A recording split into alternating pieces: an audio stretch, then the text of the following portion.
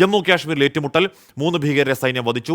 കുൽഗാമിലെ ഏറ്റുമുട്ടലിലാണ് 3 പേരെ വധിച്ചത്. വിവരങ്ങളുമായി നിതിൻ അംബുജൻ. നിതിൻ, എന്താണ് ഏറ്റുമുട്ടലിന്റെ വിവരങ്ങൾ? അത് അക്രമവുമായി ബന്ധമുള്ള ഭീകരരാണ് എന്ന് കരുതാവോ?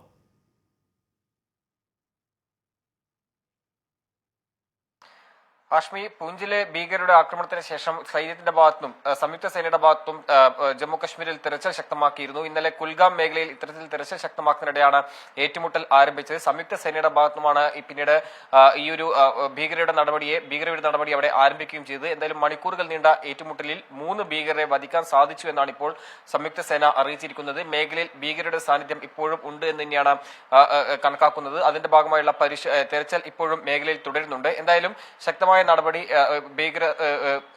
സംയുക്ത സേനയുടെ ഭാഗത്തും ഉണ്ടായി. ഇതേ തുടർന്നാണ് ഇപ്പോൾ 3 ഭീകരരെ വധിക്കാൻ സാധിച്ചത്. റെഡ്വാനി മേഖലയിലാണ് ഇത്തരത്തിൽ ഏറ്റുമുട്ടൽ ആരംഭിച്ചതും 3 ഭീകരരെ വധിച്ചതും. എന്തായാലും മേഖലയിൽ ഇപ്പോഴും തിരച്ചിൽ ശക്തമാക്കി മുന്നോട്ട് പോകുന്നു എന്ന് തന്നെയാണ് സംയുക്ത സേന അറിയിച്ചിരിക്കുന്നത്. നിതിൻ അംബുജനാണ് ആ വാർത്തയുടെ വിവരങ്ങൾ നൽകിയത്.